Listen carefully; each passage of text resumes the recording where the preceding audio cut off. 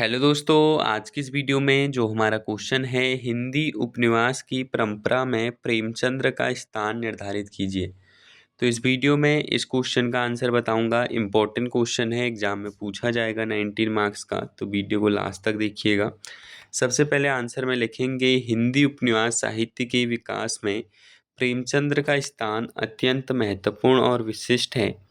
उन्हें हिंदी उपन्यास का सम्राट कहा जाता है क्योंकि उन्होंने उपन्यास को केवल मनोरंजन का स्थान न रखकर उसे सामाजिक यथार्थ का दर्पण बना दिया।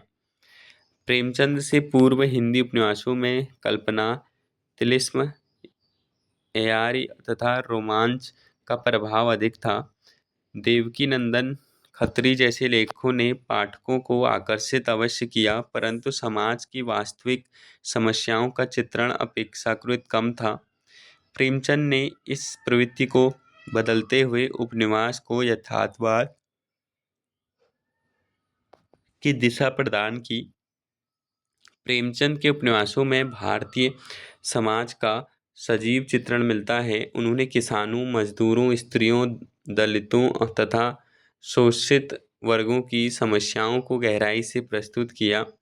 गोदान में किसान जीवन की तास्ती, निर्मला में दहेज प्रथा, गबन में मध्यम वर्गीय नैतिक संकट तथा रंगभूमि में औद्योगिक शोषण जैसे विषयों को उन्होंने अत्यंत प्रभावशाली ढंग से चित्रित किया।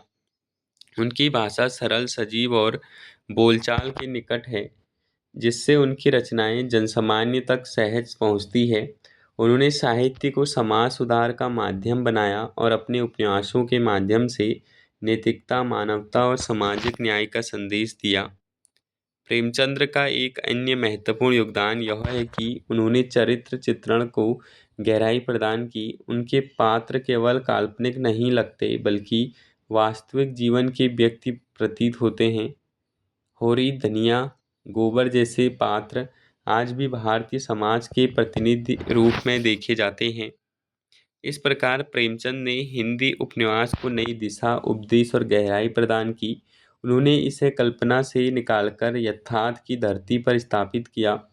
हिंदी उपन्यास की प्रारंभ परंपरा में उनका स्थान आधार स्तंभ के समान है, जिसके बिना इस परंपरा की कल्पना अधूरी है।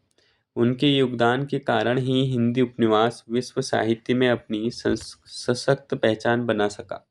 तो ये है हमारा इस क्वेश्चन का आंसर। मिलते हैं न्यू वीडियो में।